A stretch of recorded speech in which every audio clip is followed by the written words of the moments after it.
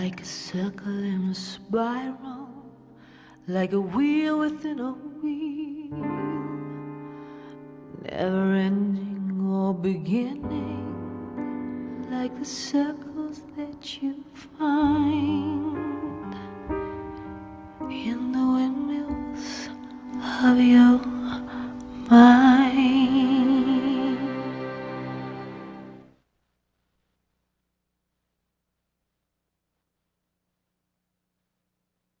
Visit StogieGeeks.com/Debonaire for a list of retailers who carry Debonaire cigars.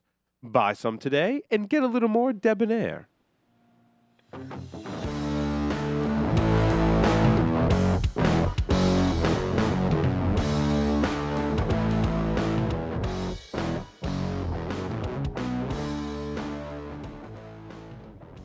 Welcome back. All right.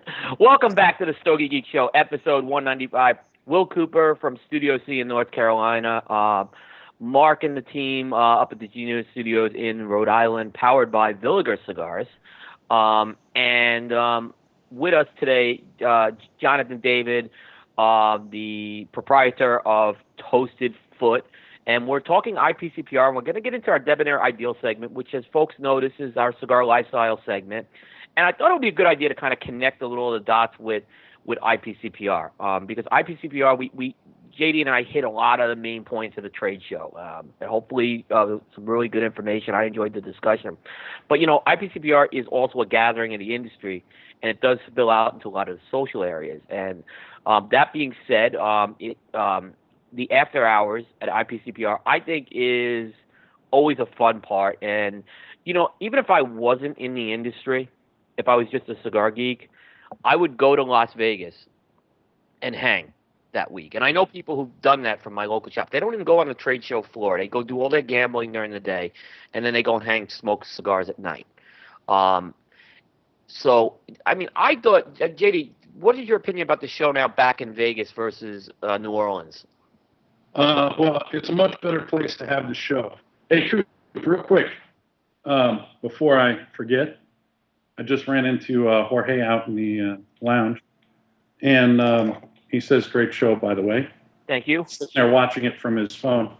But I'd like to point out, yes, we do 3 reviews a week on Toasted Foot normally, unless I'm getting married or out of town or something like that. That said, Jorge, yeah, I think having it in Vegas was a much better idea. New Orleans had the smoking ban. We couldn't really smoke everywhere. There were a lot of places they wanted you to be outside. And anybody that's been to New Orleans or even here in Houston in the summer, it's over 100 degrees with like 100% humidity. It feels like hell. Did we lose JD? I think I'm back. Okay. Yeah, we may have lost your video. It was getting a little choppy. But basically, the smoking ban and the heat and the humidity in New Orleans made it a miserable time. Vegas, you can smoke in all the casinos. Everything was right nearby.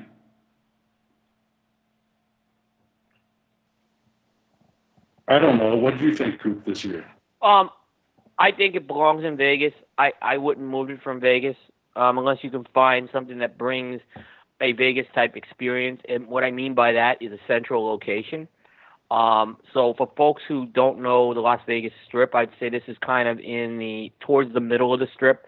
It's held at the Sands Convention Center, which is connected to the Venetian and the Palazzo hotels. Right across the street, you have the Mirage and Treasure Island, and you have the Wynn on one side, and you have Harrah's on the other side. You have quite an assortment of places to go. And really, where I see happen is there's a lot of gathering places where people could just walk. And obviously the place is the Circle Bar, which is different from the Laguna Bar. Circle Bar's in the Venetian. The Laguna Bar is the Champagne Bar. That's in the Palazzo, and I think those are well documented as the hubs. Mirage has the Rum Bar, and I got to tell an interesting story about the Rum Bar. before I forget. So Dojo, Cigar Dojo was staying over at Mirage, and for folks who don't know Eric and his family and his team, these are these are quality people. These are great people. I consider these guys friends. And he pings me. He says, "Hey, come on over to the rum bar and let's hang." Like, yeah. So I walk across the street to the Mirage, basically dying of the heat, right? But I had my backpack with me because I hadn't checked in yet, and I didn't want to leave it in a hot car. So I'm walking with this bag. I get to the rum bar, right? They will not let me in with this backpack. They would not let me in with this backpack. So I asked, "Can someone hold it for me?" No. So I mean, lucky. What I'll say is that Dojo he let me he gave me the key to his room, and I put the bag upstairs, which was a hike from the rum bar. But still, I mean, so that was kind of real debonair. But that was kind of an unusual thing. But I didn't get upset about it because I'm thinking about all the security stuff right now, and I think in the end they're trying to protect people with this. I don't think it was anything more than that. So, but it wasn't interesting. Yeah, I see these women with huge purses, but my backpack was a problem. Well, I thought this year's nightlife was a lot more fun than last year's. I did too. And there's a split. There's I'd say company. There's events with companies. There is, I would say, dinners with company, more of a private type thing, and then there's just in general the informal gatherings. I thought there were less of those planned events this year. I think there were less planned events this year, which was good because everybody wanted to get together and hang out at the bar and just BS, have a good time. Right. And then, it's a lot more fun that way. Everybody's in one spot, nobody's excluded sort of thing. Most nights there at the Palazzo, you ran into just about everybody. I think, actually, I ran into a guy from the Stogie's Lounge here who wasn't in Vegas for the show. He was just hanging out. And he ended up hanging out with us, drinking with me and the owners of Stogie's and Abe from Smoke Inn.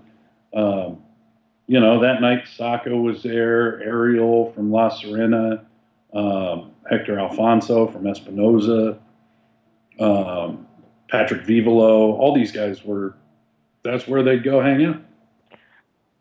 If for folks, the show's been in Vegas. I've been going there since 2011. And with the exception of 2 years, it's been there every year. It used to be that Circle Bar at the Venetian, which is a circular bar, was the place to go.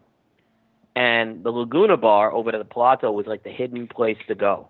Like, no one knew about it. And then in 2014, that all changed because I think people figured out the Laguna Bar has chairs, it's more roomy, and that place is just, now that's become the epicenter of, you will go there. It's a little too crowded for me, I'll be honest with you.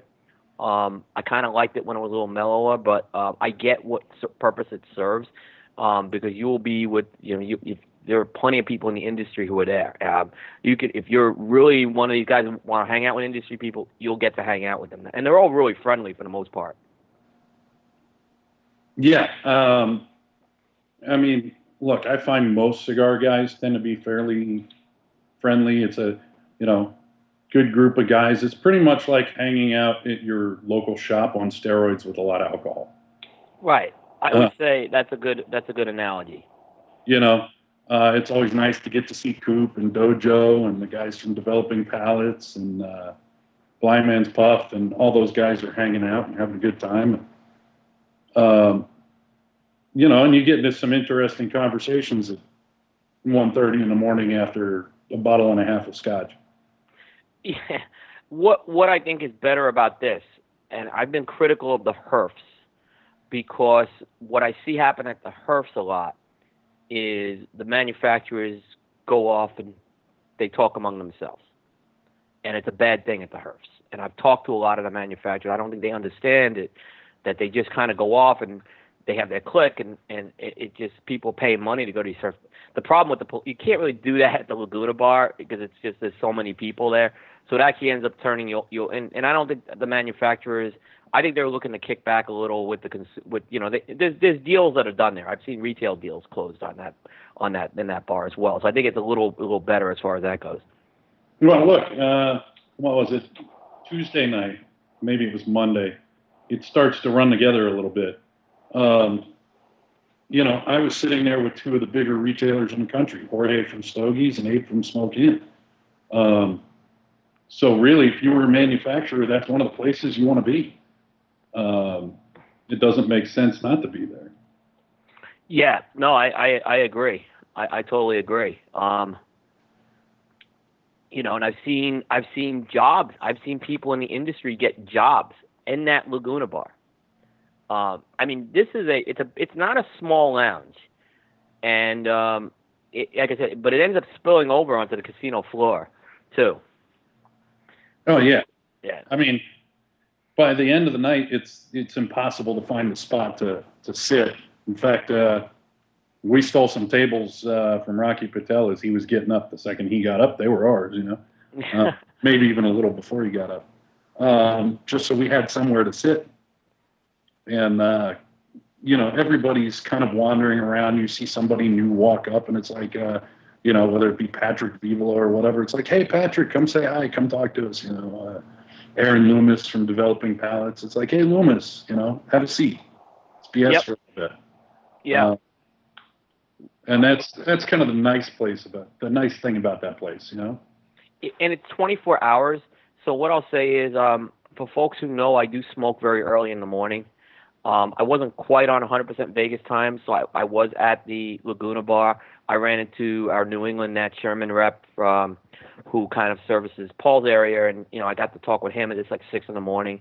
I'll admit there's another reason why I'm at the Laguna bar at 6 in the morning. It's if you want to actually if you ever want to see the Walk of Shame in action. You will see the Walk of Shame in action, and it is comical. You'll see all sorts of crap, is what I'll say. So, what else? As far as that goes, advice, Coop. What? Not eat at Grand Lux Cafe by yourself. No, don't do that. There will hit on you. They will. The ones who had a slow night.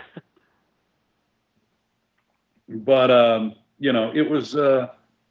That bar allowed you to do what you don't normally get to, which is talk to everybody at one time. You really do. And like you, I was dealing with the time difference and stuff, so I also was up early in the morning, although I tended to stay at the Venetian. And I tend to smoke early. Before work, I always smoke a cigar. And so I'd be smoking a cigar at the Venetian, 4:30 in the morning. And then you'd have to take a nap before you went to the show at 10. Yeah, or what I had to do this year on day 3, take a nap at like 2 o'clock, which I actually, for the first time, did. I was that tired. I didn't have time to do that. I missed lunch the last 2 days. Yeah. I totally, I had the same issue too. And then there's some of the off party. Obviously, a lot of us in the media is Eric's Cigar Dojo party, which he does in conjunction with the Lazona folks. That's a very open party to say. It's not a party just for media. Eric has that party for his community. And basically it's open to anyone who is a Cigar Dojo member, which anyone can be a Cigar Dojo member. So, and I was... last year there were other manufacturers there. Last year it turned into the party of the show. I think it got too big. There was Nestor Miranda's walking in, Skip Martin comes stumbling in. A lot of folks came in there. Whole Storm from Cigars for Warriors. Yep. And I'll never forget Robert Holt from Southern Drawer Cigars at last year's party. And this is the industry. This is why this is quality people. So Robert was there earlier before the party. The party's starting to come in there. Robert's there with his wife, and he's about to get up and go. And Eric Espinosa goes, "Hey, where you going, bro?" And he's like, "Well, no, I'm done here. I don't want to." And Eric insisted he stay. And not only that, he said, "Hey, your cigar. If you want to promote your cigar here, go ahead." And that was just, Robert was very, obviously Robert was trying to be respectful too, but that was an incredible thing to see that in action. And Robert ended up staying, which was good, I thought. Yeah. Look, Eric's just that kind of guy. I mean, I know him from Palm Beach, living down there, and he's classy like that. Sometimes I like to play the Eric Espinosa drinking game, though. If you're ever talking to Eric and you have a drink in your hand, take a shot every time he says "bro." You're normally drunk in the first 5 minutes. Bro. It's funny because the Espinosa team has nicknames for each other.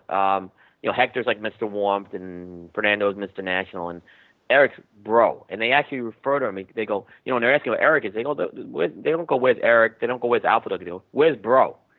I mean, it's that to the point where that's his name now. It's his total nickname. Well, I get Hector's nickname because, like me, Hector and I are guys that we're smiling on the inside most of the time.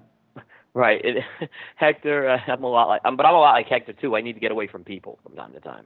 But Hector, I'm not saying Hector's not a people person, but I think we have that common bond where we just sometimes need to just shut it down. I generally hate everybody that's not me, but no, I think it was a great time. I think the dojo party, it was at Enfuego this year. Yep. Kind of a small location for as many dojo members as showed up. And it was 115 out that night when I looked at my phone. And I could barely get inside. So I stayed very shortly. I ended up actually going back to the Palazzo and drinking. I shook everybody's hand. In fact, I think there's a Cigar Media Association picture I'm not in. Yeah, I was wondering what happened because I got there later. Oh, I was dying, man. I was in a black toasted foot shirt and black pants in 115-degree heat. And I was like, hey, I love these guys. Let me shake a couple hands and get the hell out of here. Because I was going to keel over and die. So quickly went back to the Palazzo and kept drinking. Same thing kind of happened at the Davidoff release party. I ran into you and some other guys there. And after a little bit of being out in that heat, even though there were some fans with some mist going, I'm like, I can't take this. I'm headed back to the bar at the Palazzo. Yeah, I mean, it was. I didn't think it was quite. But I got to both of them on the later end of things, though. Or was there a little later? When I got to the dojo party, I had to go to Walmart because I broke 2 bags during the week. I broke my wheel bag and I broke my backpack. I had no bag for day 3 of the show, so I had to go buy a bag. So I got there. You were already gone at that point. And a lot of people had cleared out. Hector had gone, and it was for that reason. It wasn't because the party. I know they're looking at other options next year. Not that Enfuego's not a great host. No. But it's a big. They were there, and it's a wonderful shop. It was just a lot of people. Yeah, a lot of people. I was appreciative for all the Cigar-Coop Stogie Geeks support that was there. I was blown away by the love. I just thank you to everyone who I met there. I was humbled, is all I can say. So thanks. But every year there's just great people. And like I said, I think his party is the highlight of the event. I mean, the other highlight for me is we do cover the Davidoff Golden Band Awards, which is a black tie thing. I was there in 2012 for the first one, and it definitely is. Anybody that ever gets the chance to go to that, it's a different experience than anything else during the show. It is. It's the event that was the first year they did it as well, which is I didn't go that particularly. I've gone every year since. It's for folks who don't know what the Golden Band Awards are. Is Davidoff's an appointed merchant. They have appointed merchant accounts, and these guys spend a lot of money.